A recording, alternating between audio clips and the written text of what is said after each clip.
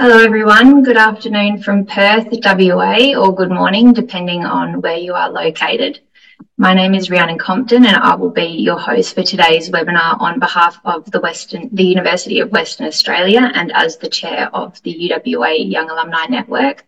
I've been involved with the network now since 2018. And our network aims to provide opportunities for alumni 35 years and under to build their professional brand through exposure to professional and thought leadership.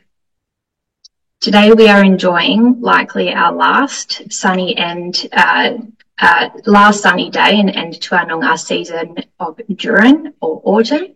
And it is a beautiful time of the year to stroll around the campus as the leaves fall and change colour. We would like to acknowledge UWA's main campus is situated on Noongar land and that Noongar people remain the spiritual and cultural custodians of their land and continue to practice their values, languages, beliefs and knowledge. We pay our respects to the traditional custodians and elders, both past and present, of the lands on which we live and work across Western Australia, and also acknowledge all the traditional custodians of the lands that you are on this morning or afternoon. I welcome you all to this webinar, the first event in our transformative learning series on mastering communication skills for change, influence and impact.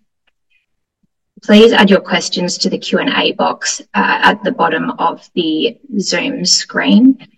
Throughout the conversation, you will get a reminder from the team about halfway through to do so if you haven't already. But at the end of the session, the panelists will help to facilitate that Q&A session and answer as many of your questions as we can. I'd like to briefly introduce our presenters and they will share some more about themselves during the panel discussion as well.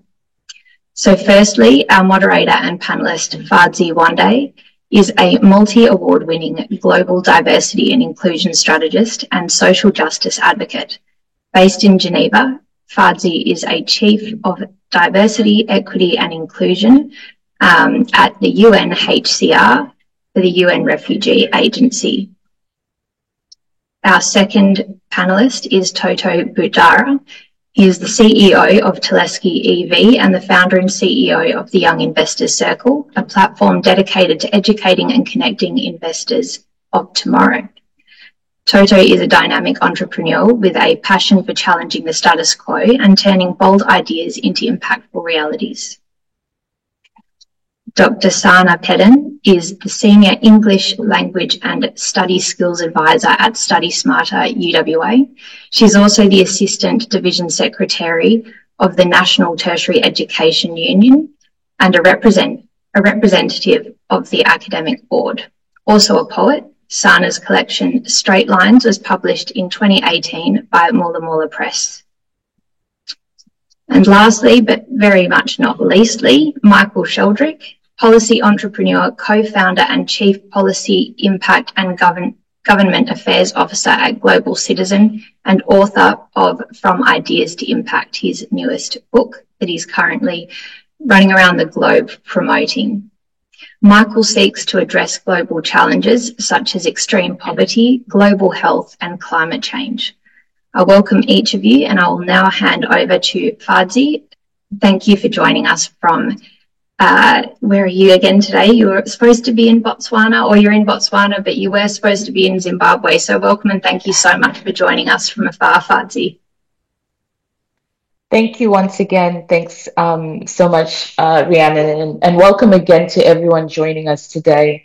It's a real privilege for me to both be a moderator and engage again with this community for this Young Alumni Transformative Learning Series. As you've all been told, I am based in Geneva in Switzerland, but today I'm currently on a 3-day trip. But I'm really excited about today's conversation because, communication is one of the most powerful tools we have, not just to share ideas, but to shape culture, I believe to shift mindsets and really spark meaningful change. I think whether you're building a business or advocating for a cause or even stepping into a leadership role, how you communicate often determines how far your messages go and how deeply it resonates. So let's dive in. I'm going to start by just asking all the panelists, just thinking about storytelling and how impactful it is. Can you briefly talk about your role and how you have used effective communication to help build credibility and influence since graduating from UWA? And I'll start with you, Toto. Thank you, Fatsi. I believe storytelling is a very powerful tool. It's been in existence for, I think, since human civilization started. That power of being able to connect on a human level and also bring people on a journey towards a common goal and a common outcome. And with us at both at Young IC and at Telesky, when we have a vision that is different or innovative, you've got to have people that believe in you, and you've got to be able to bring those people on the journey. And I believe storytelling is, one of the core fundamental tools and the skill to do that, to be able to get people to believe in what you're doing and create followers in that journey. Absolutely. I think you touch on something that I've also seen, within my work, when we talk about diversity and inclusion, and even the importance of lived experience and how storytelling can really help bring some of those stories to life, but also allow people to have and engage with people's lived experience. What about you, Sana? Thanks, Fatsi. So for me, I suppose thinking of the two key roles or spheres I've been in over a number of years. So working in the Academic Skills Center and designing programs and giving workshops and working one-on-one with students on their academic skills, supporting people to make sure that they can make the most of their time at UWA, get the kind of qualifications, but also the experience that they really want to, developing as communicators and thinkers and so on. And then also as a leader in the union movement in various different ways. I wrapped up a 6-year stint as the branch president here at UWA quite recently. And in both of those, fundamentally comes to this connecting people with the principle. And so if you look at how you build credibility, how you have influence, that credibility comes from understanding the context. So whether that is, what do the academics want to see from students in this particular course, in this particular assignment? What are the conventions of academic writing? What is the enterprise agreement? So what are the rights in the workplace? What do the policies say? And then how do you connect that with the actual individual people on the ground? So a student tackling an assignment for the first time, no idea how to marry what they know to what is on the piece of paper in front of them, and trying to find some way of bridging that gap. And similarly, you've got a union member who really wants to understand what their leave entitlements are, but industrial language is often quite opaque. So there's that role in understanding that the kind of technical environment and that kind of context, and then identifying what does the individual person want there and how do you connect with that. And that's where the lived experience is so important, because it is about that sort of storytelling in terms of hypothetical sometimes, but also recognizing and helping people recognize that their story is a story. And so what they're telling already has so much information that helps situate what they want, and that there often is some kind of a solution that, the information is there, you're kind of guiding them in the right direction to be able to process that for themselves. I mean, it's so, when you think about a work context, we often talk about, the theory and the technical bit, but there's also the practical. And, I think you've articulated that really well in terms of, there's a role obviously in understanding the technical bit, but then how does this play out? So, as a student, I might get all the theory, but then it's the practical stuff. And of course, you sit in a very great position because you see students coming in and going, and even that there's a lot of storytelling, just from the perspective of all the lived experiences there. And joining you on the panel today is one of your former students, so I think it's a perfect time to hand over to Michael as well. Well, thank you for that, and thank you to UW alumni for putting this on. Look, it's interesting because, on the one hand, a big part of communication is the message, right? The story, but then you also have to reach people. And when I co-founded Global Citizen, we're a movement dedicated to making the world free of extreme poverty. At first, we were a group of student volunteers at UWA, and, we were fundraising, right? We were doing quiz nights, movie nights, sausage sizzles. We were raising money, thousands of dollars to help build schools in other parts of the world. But one thing we quickly realized as well, no amount of charity gala night dinners can raise the amount needed to end extreme poverty, right? Systemic challenges, whether it's poverty, whether it's climate change, require systemic solutions. And usually core to addressing these problems have been the rise of social movements. And so for us, we really concerned ourselves with the question we were grappling with was, how do we engage potentially millions of citizens in this effort, right?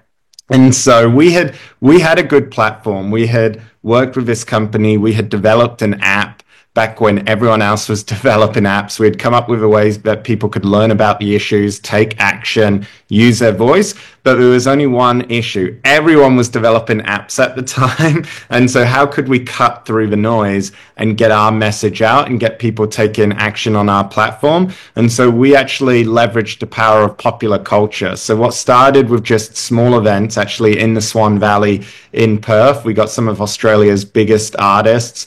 One thing led to another. We convinced John Legend to fly over. And then soon enough, the following year, we took it to New York. We found ourselves on the Great Lawn of Central Park for the first ever Global Citizen Festival with the likes of the Foo Fighters. But basically, this is where the rubber hit the road. To get a ticket to one of our events, you had to download our app, and then you could take action, and in taking action, volunteering your time, you earned points, and you could trade in those points to earn tickets to our show. So for us, it wasn't just about having the right story and asking people to be part of this movement. It was like, how do you cut through the noise? And for us, it was, I guess, leveraging the power of music, because music cuts through, it unites us, and it's a way to speak to people and get them engaged.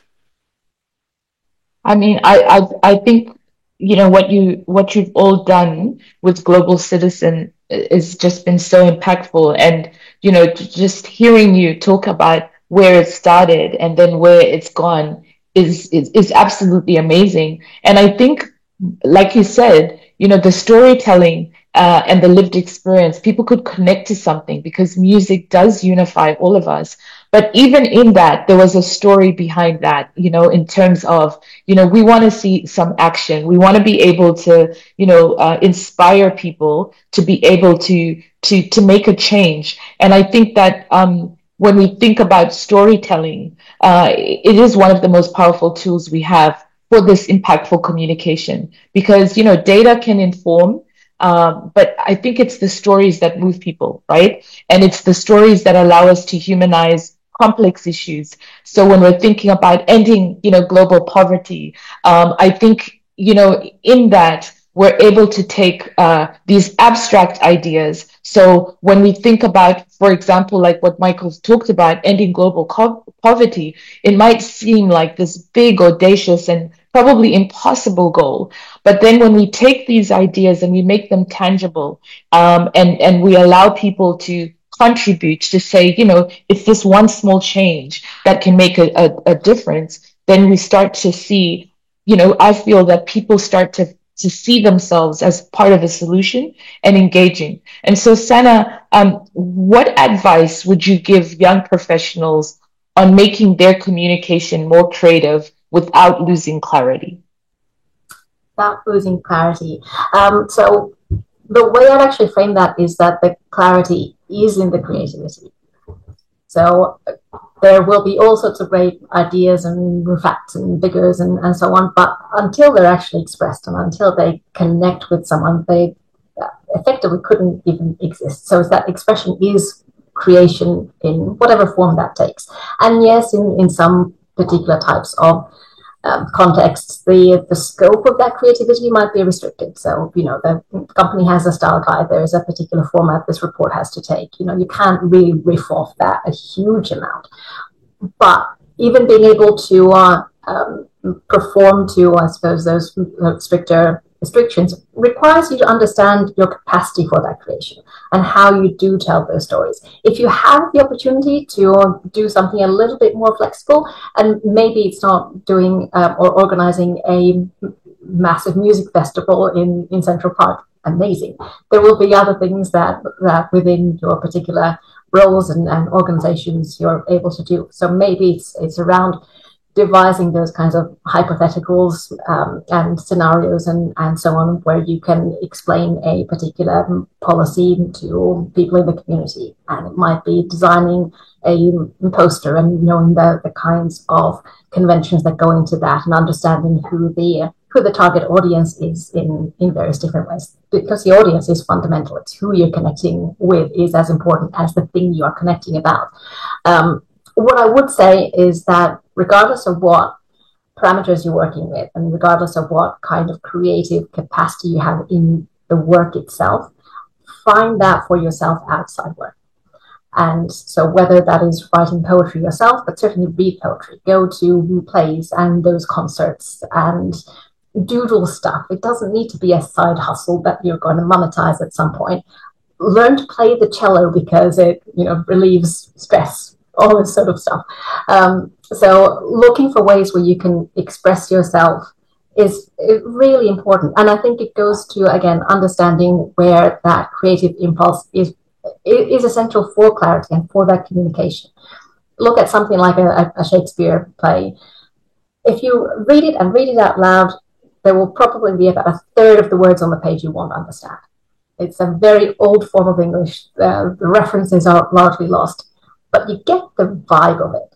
And that's the thing that moves people. And so then you can also think about, okay, so if this dead guy from centuries ago, writing in a way that most people don't understand, can still have this impact on people, what can I do with my command of communication, my understanding of myself in the here and now? Maybe that's in the workplace, maybe that's in the family environment, but it is definitely for you. So look for those opportunities to broaden your understanding of creativity and yourself.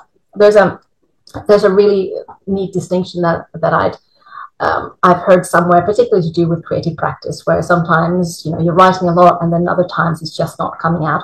But there's an inhale and an exhale period, and there will be times when you're taking things in, and that's when you are reading your sort of, experiencing what other people have produced. And then you've got the exhale. Once you've got enough in, you can then produce something. Look for those opportunities to breathe in the world and culture and creativity, and something will flow out from you at the end of it. Thanks. I mean, like you said, looking for these opportunities, right? And I think this is the responsibility that we all carry, but also just understanding that each of us have have some kind of role. I always, in my work, I always talk about, story from the perspective of every single one of us has a story, and we're all influenced by story. I mean, our university has a story. The kind of work that we do has a story. And so basically our whole life is influenced by stories. And I often challenge people by saying, like, what stories are you listening to? Because the stories that you listen to inform the stories that you tell. And so if you have, diverse experiences, lived experiences around you, and you're taking that in and you're listening to that, it influences what you also share in terms of the storytelling. And Michael, I mean, I don't know how you do it, how you lead a global movement. You've just had you've got a new baby, and you're currently on a book tour. But your book focuses on influencing change in a divided world, and we're currently in a very challenging geopolitical sort of season, what's one communication strategy that consistently helps bridge polarization? So, it's interesting, and it's a great question. So I live in New York City, right, in America, and I think on the outside, many people say America's polarized. And that's true in the one sense, but on the other sense, what's really, really interesting and fascinating is that there's this group called More in Common, and it's polled Americans from all walks of life. And it actually shows that more than 74% of Americans are actually craving this sense of community and connection. And they actually want to come together with people who they disagree with, or they don't see eye to eye on every issue. And they're really craving that connection. And yet when you ask them how many people have done that, how many people have reached out, it's really less than 20% who actually have done so. So we have this challenge where there's actually a willingness to come together, but actually a sense of, I don't actually know how to do it. And there's a great book that came out 2 decades ago called Bowling Alone by a researcher, Robert Putnam. And for anyone who's on Netflix, I think it's available on Netflix in Australia, but there's this documentary movie that came out in the last year or so called Join or Die, which is basically a summary of his thesis. But what he says is all of the apathy, all of the disillusionment, all of the disenchantment with the modern age, all of the polarization, depression, all of that in his view is linked very simply to the decline in civic engagement. In other words, people stop joining clubs, bowling clubs, Rotary clubs, and you see the stats. And he said when you had people join these clubs, that was a place for mutual trust. They did things, they recognized what they had in common. And so, of course, with so many competing pressures today, we have it in our phones. Childcare is expensive. We're both adults are working. There's so many pressures on our time. You can't reinvent the past. I'm not saying we all need to go out and dedicate our time to these clubs, but the challenge is, well, how do we create these spaces where we come together? And so my book, which you kindly mentioned, which is here, although the things blocking it, From Ideas to Impact. And by the way, I always get told, is it available on Audible? And the answer is yes. And apparently if you listen to it in 1.6 speed, you can listen to it in 4 hours, I've got told, and if that's your thing. But, what I tried to do was to go out to these incredible campaigners, advocates, people who I'd met who had made a difference in their own communities or cities or nations, and distilled it into this 8-point blueprint, which anyone can use to begin to try and make a difference in their local community. And one of the principles, you asked me for one of the examples, is actually rooted in this subject that we've been discussing, and that is sharing stories of success. And it sounds really trite and simple, I know, but right now, when we distrust the media, when we distrust institutions, the research all shows that one of the best ways to instill a bias for action in others is to share what we're doing. If we're volunteering our time, if we're making a difference, just to share it with our friends and family. And that's one of the best ways. The principle is true. We can make a difference because we have made a difference. And I guess one example of that I think is so important is when you look at polarization, when you strip it back, it's rooted also in this inability for us to feel like we can make a difference in the times we are right now. Every generation has this overwhelming sense of apathy. We question whether our actions can make a difference. And in part, the reason why we don't want to reach out, the reason why we don't want to work with others is because we're actually pessimistic about whether or not we can do that. And we're actually pessimistic about human nature. But here's a little factoid for you. We're actually more pessimistic about the goodness of humans than is the reality. And one of my favorite reports that comes out every year is this report called the World Happiness Report. I definitely recommend it to you all. And it asked 2 questions. The first was, if someone in front of you, a stranger on the street, dropped their wallet, would you pick it up and return it? And most people answered, yes, I would. But when they were then asked the question, do you believe your neighbor or someone else would return your wallet? they said, no, I don't think they are. So actually was more pessimistic than was reflecting the reality of the situation. And so sharing stories with our friends of the goodness is a way to overcome that pessimism and turn apathy into agency and show that our actions can make a difference. And one just small example of that, when I was at UWA in our very first campaign, which was focused on raising funds to eradicate polio, there was I had this email from this mother of this 9-year-old girl, Josie, and she said, I've seen the work you're doing. We've recently been in Bali. We're seeing the endangered elephants. What can we do? And I went and met with her, and she ended up doing this whole petition. She got senators, she got government on board, and she ended up getting traction around this issue. So we can all do something, but sharing those stories of success, no matter how small, can have a powerful ripple effect.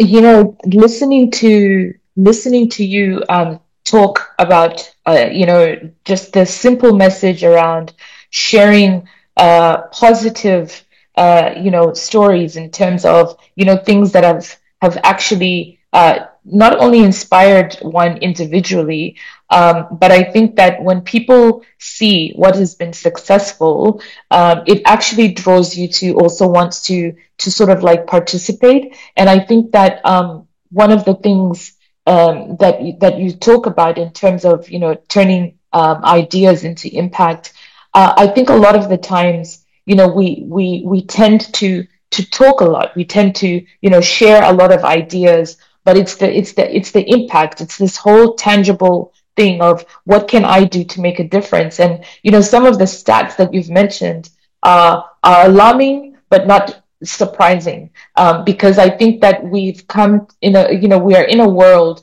where we often see the division rather than, you know, also focusing on the things that bring us together. And I think, you know, when we talk about bridging divide, it's not just about having the right message, but it's also about how and where we deliver it.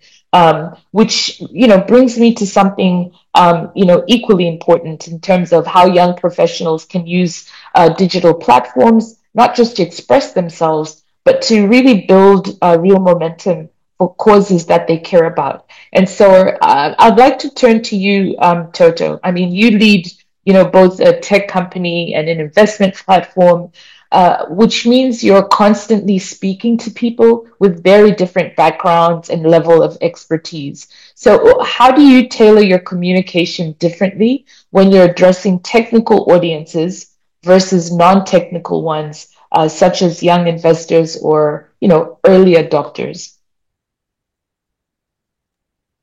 Definitely. I do want to touch on the point that Michael mentioned as well, where its actions can make a difference. I think that's something that's, you know, very powerful, and we definitely see it within our communities here.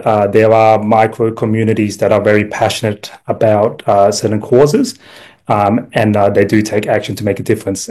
Leading on to that, in terms of the technical aspect of communicating through my role as the CEO of Teleski is very different to Young IC because they're different audiences. With the different audiences, there is a different method to how you deliver the communication, whether it's online or in person. I think language is probably the key factor, and the type of language and how you explain certain topics or certain visions you have. In terms of very technical aspect, we leave our CTO to communicate that. However, with the young professionals, I think they definitely have, and you know, it's for them, it's got to be more than words. I think for them, they've got to see that authenticity and the genuine actions. And usually with that, it's actually what you're sharing and what you're doing via word of mouth is probably more important than actually what you're communicating to them. I think we humans are quite connected with one another, and we do share what, you know, we experience with different individuals. If it, does that answer the question? Because it's quite a, there's quite a few elements to it in terms of the communication aspect. No, yeah, absolutely it does. And I would like to get a little bit more personal in the sense that, just thinking about, I guess, the three of you more from a individual career perspective. And Sana, I'll start with you. What is one challenge you faced when trying to create positive change early in your career, and how did you overcome it?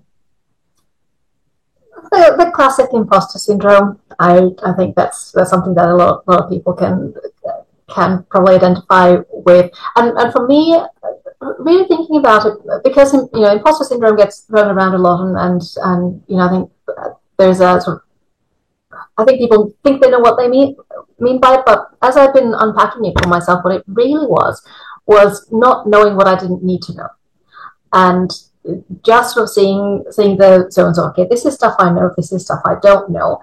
Therefore, there's a problem that I need to know everything. So that then leads to kind of over compensation, over preparation on things. And one particular one. This is back when I was teaching in European studies, and there's a novel called Once Upon the River Love. And this is a novel about three boys growing up in Siberia, and during the Cold War, their various experiences. And one of the things that pops up occasionally is a particular plant, the root of a plant that has some hallucinogenic properties and changes the boys' lives and experiences and so on. And I was convinced as a budding young lecturer that when the tutorials came around for this novel, students would definitely ask, what was this plant? And I would have to have the answer. And I spent hours trying to find what was this actual plant? What does it look like? And I don't recommend spending hours in the university library researching Siberian hallucinogenics. Not a good idea. And of course, there's nothing. It was really difficult to find anything. The name of this plant in the novel was similar to a petrochemical plant in Iran, so any kind of reference to plant just didn't work, all this sorts of stuff. I finally found one particular plant that it could kind of be. It wasn't perfect, but I had some kind of an answer that I could give the students that this is possibly what it is, and so on. And of course, not a single person asked about it. In all the years I taught that unit, no one asked, because it doesn't matter. And it took me a while to realize that I don't need to be a botanist to teach the novel. The most important thing isn't what is the actual genus of this plant, but what does it represent? What does it do to the character development and so on? So for me, it was this, I suppose, to some degree ongoing, but certainly this process of recognizing what is the thing that I need to know and what is the stuff I don't need to know.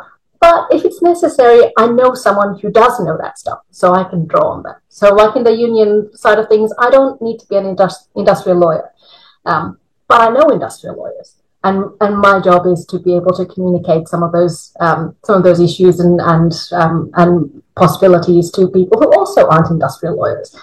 So that for me was that it was trying to do stuff that actually I didn't need to do, and it's taken me a while to work out that I've got a zone, and I inhabit that. I have autonomy, authority in this, and I respect other people's expertise and specialization. I can kind of ask for their help instead of trying to do everything myself.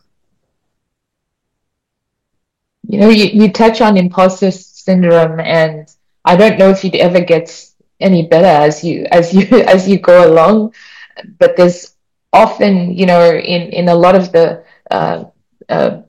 opportunities I've had or places, I always feel like, what am I really doing here? Am I the right person to be here? And it's interesting how we sort of take some of these challenges and adapt. But I think, going back to this whole theme of storytelling and communication, it's also about taking ownership and feeling like well, I have unique experiences and I have something that I can offer, and it doesn't have to be, the same. And so when you're talking about, do I need to have all this technical background on this particular plant, or do I need to, just have some knowledge? And I think it also speaks to the whole thing around leadership in terms of, we don't expect all leaders to know everything, but we expect them to be able to lead in these, certain situations and environments. And Michael, I mean, you've had a very public career in terms of the things that you've done, the social movements, and what you have been able to achieve. What is one challenge you faced, early on in your career, and maybe still face today? And how do you overcome it when you have those, periods of whether it's imposter syndrome or something else? It's interesting because I find myself, and by the way, anyone listening, I try and take the time if people reach out to me on LinkedIn or Instagram to respond. And many of the questions are, look, I've seen what you've done with Global Citizen. How do I apply that in for my own issue or my own campaign? And I know you can look at Global Citizen now and you can see all these millions of citizen actions. People say you work with some of the biggest artists in the world. You've helped mobilize billions of dollars. But when we started, we were a group of student volunteers. No one took our ideas seriously. We had a few supportive lecturers who understood time off, and there was a couple who really jumped on board. But often, you would find people saying, how old are you? Can you really organize these big music concerts? And we were really indebted to a few people who took our asks seriously and said, we're willing to back you. We're willing to get behind your ideas. And so in the book, I really talk about how to ask for help. And it sounds trite, it sounds simple, and you need resilience in asking for help, because the likelihood is 9 times out of 10, people will say no to you, but sometimes you'll be surprised by who says yes. And so there is power. And I talk about how to come up with a very clear goal, not to be dissuaded by the fact you may not have much experience, you may not have access to funding, you may not have access to power, because I really do think, especially right now, people are craving solutions to get behind. And if you can paint a very clear picture of the impact you want to have, no matter how naive or audacious it might sound, people will rally behind that because people are craving solutions. And one example I talk about in the book was a couple of years ago when we was in South Africa. We were doing this big event to honor what would have been the 100th birthday of Nelson Mandela. And these young women reached out to us from one of the townships, and they had this goal, because in South Africa, some girls lose up to 60 days of school a year because they lack something as basic as sanitary pads or napkins when they get their period. And they were asking for the government to make these products available in schools across the country. And we got behind this campaign, and over 6 months, I think we mobilized something like 5 million citizen actions, people calling the government. Then we got this commitment, and in the 6 years since, these young women, and one of them took to describing herself as the self-dubbed Minister of Menstruation, because she said sometimes you get sick and tired of asking the government to do the job it needs to do, so you just take out and grab the title yourself. So I think there's a secret and a lesson there. But thanks to their efforts, something like 4 million girls have had access to period products that wouldn't have otherwise had access. So maybe for some of those girls, that was the difference between dropping out of school and staying in school. And so, look, my message, and I don't claim to have all of the answers when people reach out to me, but I genuinely do think if you're an ordinary citizen or small business owner, a student activist, or whether you're a cultural icon like Taylor Swift, there's something we can all do. There's a favorite quote I have by Eleanor Roosevelt, who co-wrote the Universal Declaration of Human Rights, that she once said, "The way to begin is to begin." And I have this magnet on my fridge and I see it every morning. And so my aim is, how can I just give people a place to begin and start? And often that begins with knowing how to ask for help, and the momentum from there can take off on its own. Yeah.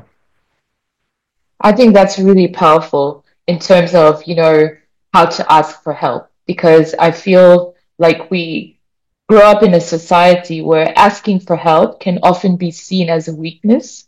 And if we truly understand that at any given time we can be in a situation where each and everyone needs some kind of support and help, I think that's really powerful. And I just also want to encourage all our participants that if you have any questions for the panelists, please feel free to pop them in the Q&A section, and we'll get to that. But thinking about this whole from a perspective of social media, Toto, I want to come to you because social media is a very powerful tool for driving influence and change. And how can young professionals leverage platforms like LinkedIn to communicate their values and to build momentum for a cause or idea? And before you come in and answer that, Michael, you just reminded me of another quote that Eleanor Roosevelt said in relation to women. And I think she's been credited as saying that women are like tea bags. They don't know how strong they are until you put them in hot water, something like that. So I think we both can get some inspiration from Eleanor Roosevelt. But I just thought about that quote after you mentioned that. So Toto, back to you. Social media, powerful tool for driving influence and change. So how can young professionals leverage platforms like LinkedIn to communicate their values and build momentum for a cause or idea? Yes, definitely. I think that there are, from what I've seen is it's the hesitation, the risk in putting yourself out there. I think for a lot of young professionals, there's that fear in that because you are putting yourself in, on a online platform where it is different to in person. So there's definitely that fear. Now, with young professionals, I think it's really important to, when you have that fear, to back yourself and believe what cause or the values you have. They've got to be very, you've got to have them kind of disciplined and very strong values and what you want to communicate. With that in mind, I think the best way is to start and to put yourself out there and be comfortable in being uncomfortable, if with that saying, and really be consistent in the messaging. And I think with that, if you are being influenced by other perspectives, and with that, keep an open mind. But you do think it is really important to be disciplined in what you're representing, because now in the modern day, I think with social media, and I'm pertaining more to LinkedIn, there's a lot of opinions out there, and it's good to understand where your opinion comes from. I think with that, the leveraging the platform it's on an international scale. I think Michael, would be able to touch on it as well, because he's obviously with the Global Citizens, that reaches in the in the international stage. And I think with that, it is the fundamental, what is the cause. Thanks for that. And I don't know if Sana or Michael want to come in, but just thinking about young professionals, I don't know if both of you want to add to that at all. No? Oh, Michael, yes. I'm going to say, and I know there's a question in the chat that just came up, around how do you manage difficulties with traditional age-based hierarchical organizations? It's easy to be dismissed when you're young, and this is actually where the power of storytelling might be able to break through.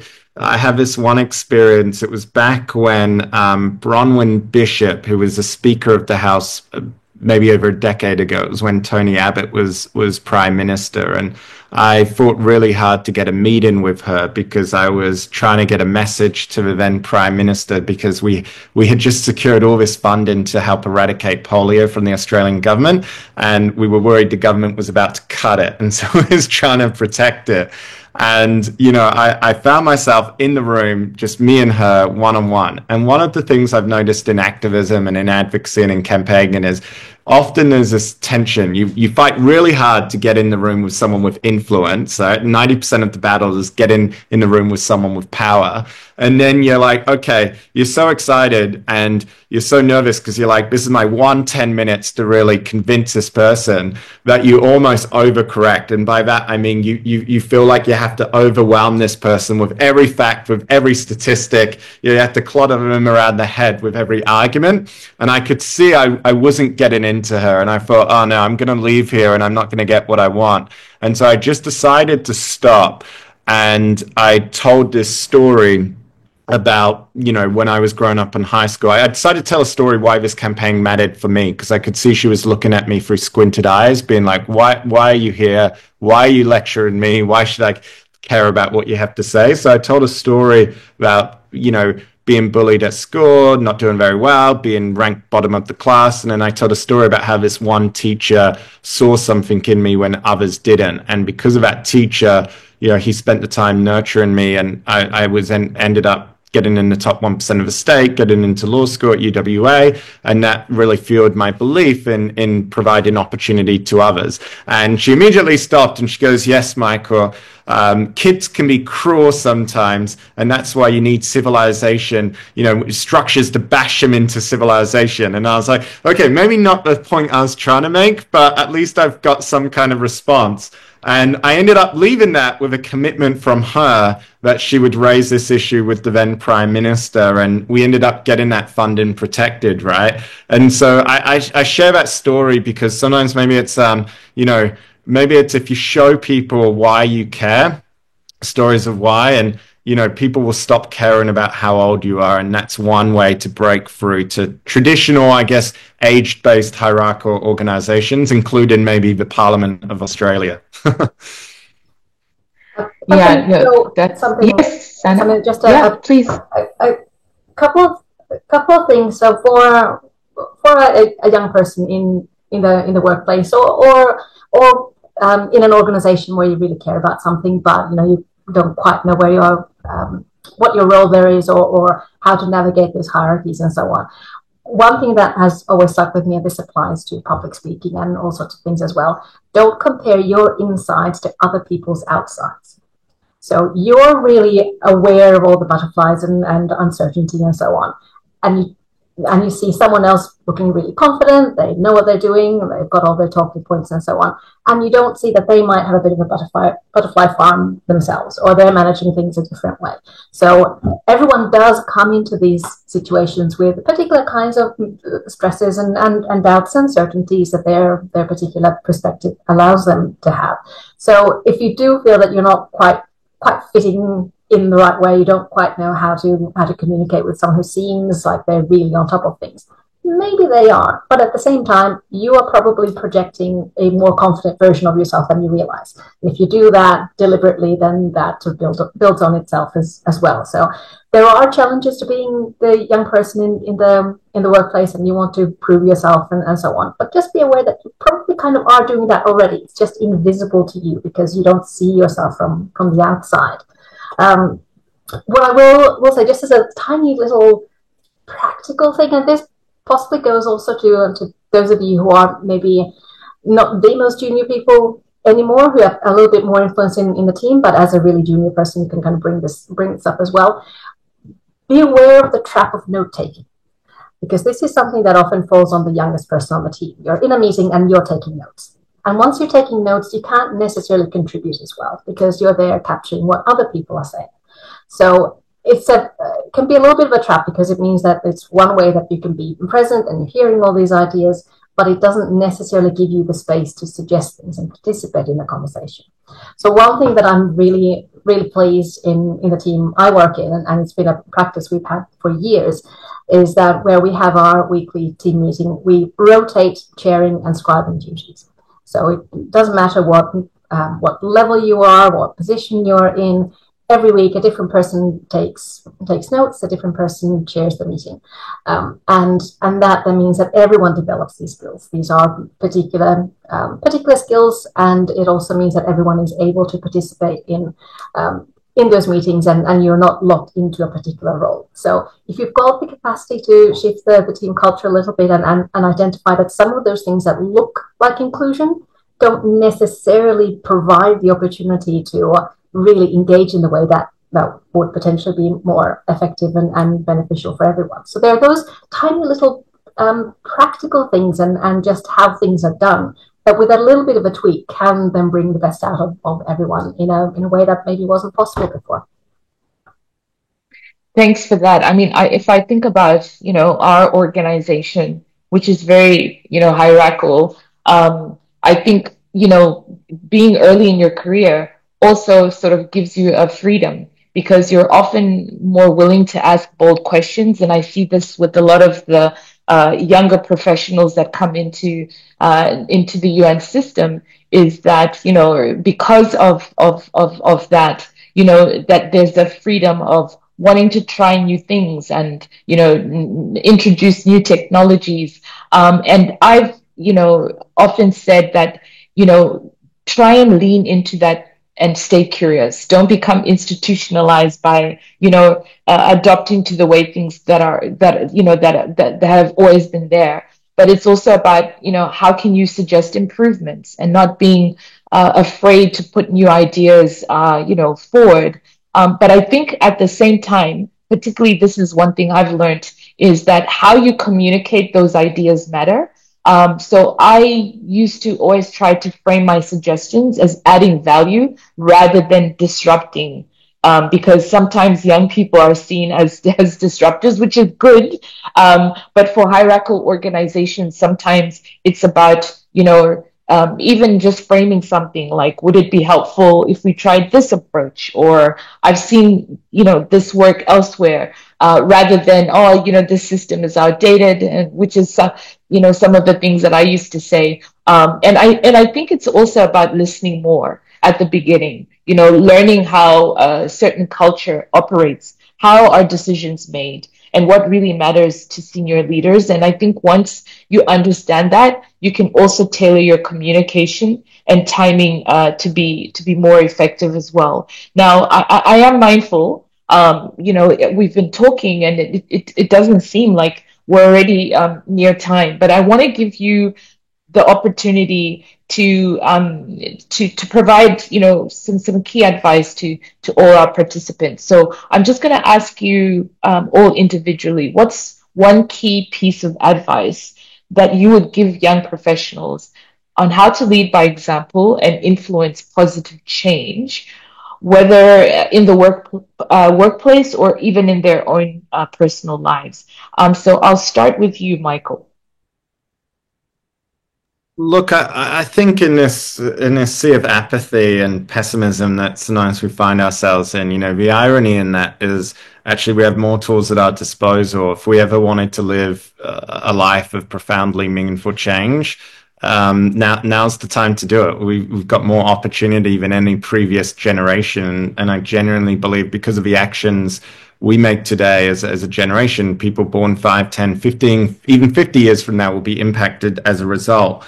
And I think one example of one of the tools, I mean, people talk about AI 15 years ago, people were talking about social media for good, but one of the things, if you use it well and you know how to ask the right questions, is actually how to train yourself to be a lot more sensitive to your audience and to test some things. So here's a very practical example. We're currently working on a campaign to scale up renewable energy in Africa, right? And I was talking with our team, coming up with this campaign to engage young people. And you know what?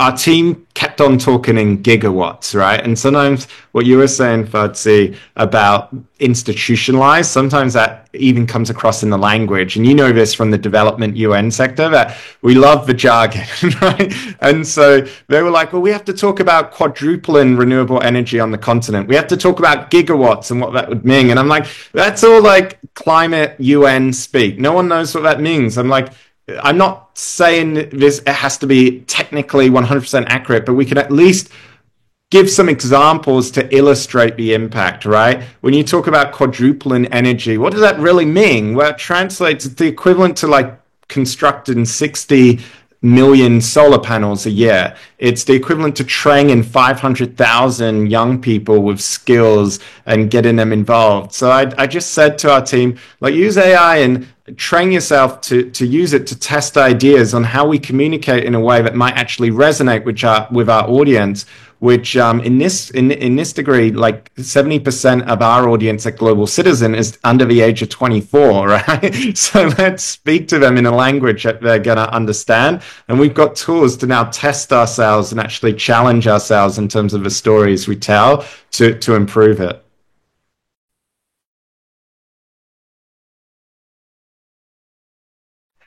Thanks, Michael. Tortor, there is a question that's come in the chat, and I'm wondering if you're able to speak to that.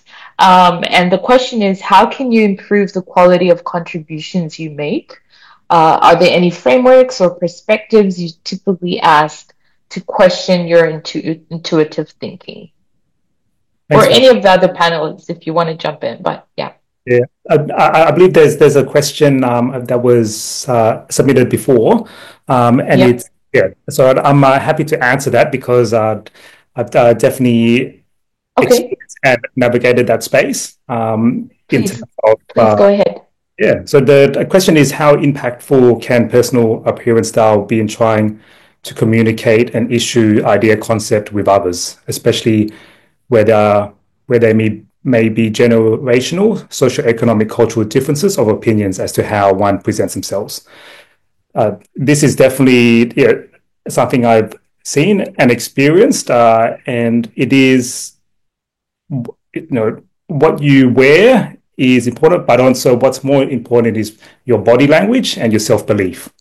I think that is probably what the audience will be looking at. And you've got to understand your audience as well. So with myself, I deal with investment bankers, and then I deal with startup founders, and I deal with mechanics, and they're all different audiences. So how you present yourself, there needs to be some relatability to it, and where you're not alienating yourself. So I would never wear a suit and tie to meet with our mechanics that are working on the cars.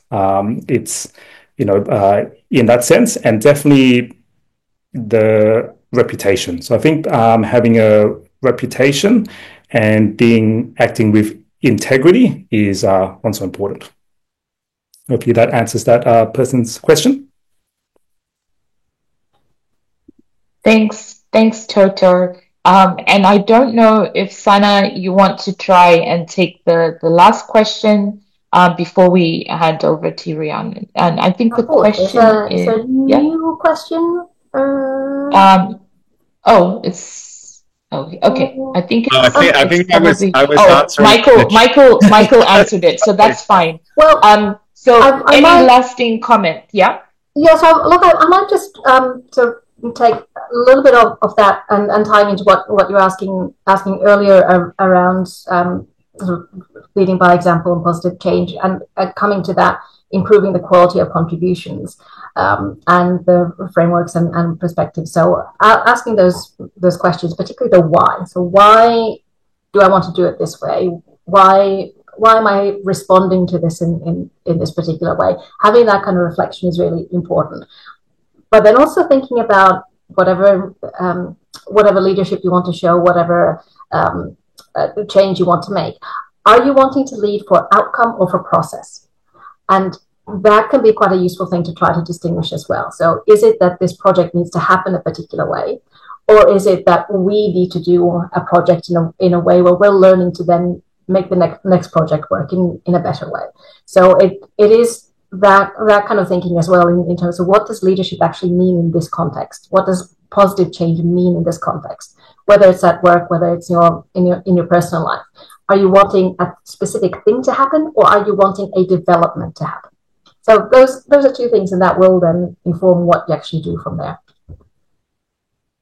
Well, I want to take the opportunity to thank each of our panelists, Michael, Sana, and Toto, for sharing such honest and insightful and practical reflections. And I want to thank everyone who joined us today, whether you're just starting out or already leading change in your own way. I hope that you're leaving with a few more tools and a lot more confidence in how you can communicate to create impact. And I think it's important for us to remember that communication is not just about speaking well. It's really about connecting meaningfully. And that's something that each of us can grow into no matter where we are at in our journey. And so I wish you all the best as you step forward with your voice, your story, and also your ideas. And I want to thank the panelists once again for their contributions today. And over to you, Rhiannon. Thank you, Fadzi, and thank you to yourself, Toto, Sana, and Michael for the excellent conversation and your time and expertise today. It's been a real thrill to listen to you all. With this week being National Volunteers Week as well, it's Australia's largest annual celebration of volunteering. We thank you for volunteering your time for our young alumni community. Thank you also to all of our attendees for making the time to connect across different time zones today. We have attendees from Singapore, China, Switzerland, Turkey, as well as our 2 abroad panelists today. So thank you all for joining, even at the ungodly hours that some of you would have joined. So thank you very much. Wherever you are in the world, we also encourage you to update your details with UWA so that we can update you with the latest news from UWA and invite you to future events. Speaking of, for those of you in Perth, our next event will be held at the UWA Tavern on navigating mental health for emerging leaders, and that is on Wednesday, the 2nd of July. The UWA Tavern will also be celebrating their 50th anniversary this year. So in the spirit of celebration, there will be complimentary food, drinks and cupcakes. So we do hope to see you there. And 3 of our attendees today will also win a copy of Michael's book, From Ideas to Impact, a playbook for influencing and implementing change in a divided world. You'll be notified by email tomorrow. So good luck. I have the book. I was actually on the pre-selection, Michael, through Amazon. So I got my book a number of months ago. Great read. So very lucky winners if you are one of them. Finally, as you leave this webinar, there will be a short survey. We'd love for you to just take a minute and share your feedback to help us shape future webinars or events. Just lastly, thank you so much for giving up some of your time tonight to join us, and thank you to our panelists for sharing your expertise and knowledge with all of us. Have a great rest of your day or evening, and we'll hopefully see you soon.